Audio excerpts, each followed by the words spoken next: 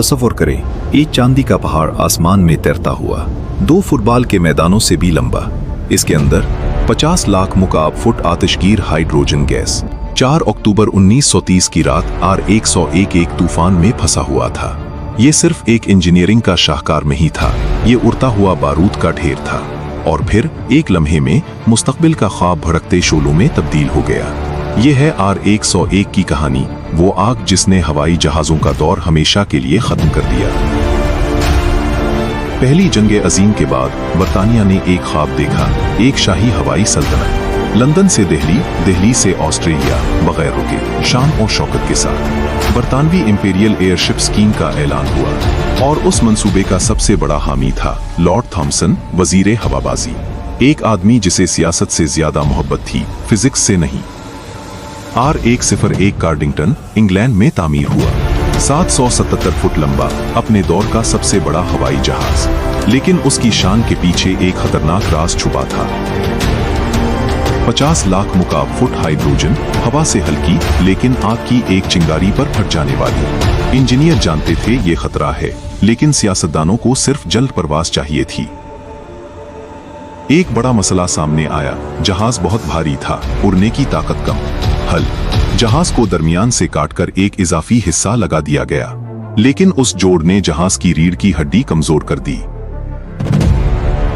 R101 के 5 diesel engine ताकतवर थे, लेकिन बेइंतहा भारी। स्टेनलेस स्टील का ढांचा खूबसूरत था, मगर वजन ने हद से ज्यादा बोझ डाल दिया।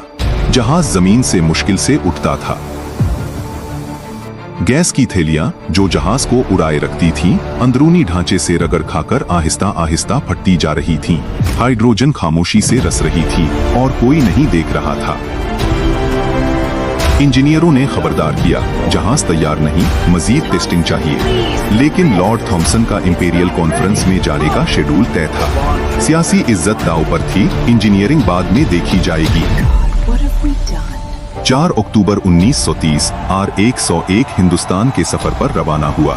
मौसमी रिपोर्ट खराब थी, हवाएं तेज थीं, मगर जहाज ने परवाज भरी। तकदीर का पहिया घूम चुका था। रात के अंधेरे में R101 इंग्लिश चैनल पर बहुत नीची उड़ान भर रहा था, मामूल से कहीं ज्यादा नीचे। हवाओं की ताकत उसे ऊपर जाने नहीं दे रही थी। फ्रांस की सरहद अबूर करते ही तूफान ने अपना रंग दिखाया। तेज बारिश, आंधी की तरह हवाएं। जहाज हिचकोले खा रहा था, अमले के हाथ कांप रहे थे। फिर हवा वो जिसका खौफ था, बेरूनी की नूस फट गया। बारिश का पानी अंदर भर गया, जहाज की नाक नीचे डूबने लगी और हाइड्रोजन खामोशी से रसने लगी। कैप्टन ने पूरी ताकत लगा दी, इंजन तेज, गटी फेंको, जहाज ऊपर करो।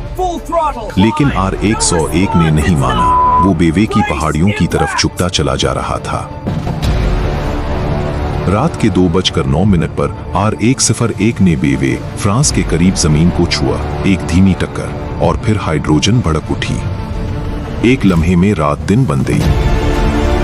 शोले 300 फुट ऊंचे उठे, आसमान को छूते हुए, मीलों दूर से नजर आते हुए। जून में से 48 अफराद इन 7 मिनटों में राख हो गए। सिर्फ 8 अफराद बचे, जो जहाज की दम के हिस्से से बाहर निकलने में कामयाब हुए।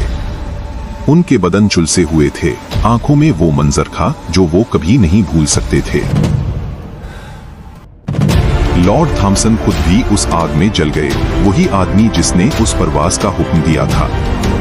बरतानिया की हवाबाजी की पूरी क़यादत एक ही रात में सफा हस्ती से मिट गई। अगली सुबह दुनिया ने देखा एक शानदार ख्वाब की बाकिया, जले हुए स्टील की हड्डियां, राख के ढेर और एक सवार जो हवा में लटक रहा था। ये क्यों हुआ? बरतानिया ने फौरी फैसला किया, R101 की जरवा बहन R100 को भी तोड़ दिया जाए। पूरा इंपीरियल एयरशिप प्रोग्राम खत्म। हवाई सल्तनत का ख्वाब एक आग ने निगल लिया। 7 साल बाद 1937 में जर्मन हैंडरबुर्ग ने भी वही गलती की। वही हाइड्रोजन, वही सियासी दबाव, वही अंजाम। R101 का सबक किसी ने नहीं सीखा था। R101 के बाद दुनिया ने राता बदल लिया। बलम और दायरे जबल पीछे रह गए और हवाई जहाज आगे बढ़ गए।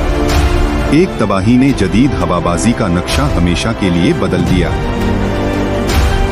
R101 सिर्फ एक जहाज नहीं था, ये इंसानी गुरूर की अलामत था। जब सियासत फिजिक्स से जंग करती है तो फिजिक्स हमेशा जीतती है। आज हर बार जब आप हवाई जहाज में बैठते हैं, याद रखें उस सीट का रास्ता 48 जानों की कुर्बानी से गुजरा है। बीवे की पहाड़ियों में 1930 की इस खामोश रात में R101 वो आग जिसने एक दौर खत्म कर दिया, वो सबक जो आज भी हुआ में गूंजता है। कोई भी इंजीनियरिंग को सियासी डेडलाइन की कुर्बानगाह पर नहीं चढ़ा सकता। अगर आपको ये कहानी पसंद आई तो लाइक करें, चैनल को सब्सक्राइब करें, क्योंकि तारीख के सियाह राज अभी भी बाकी हैं।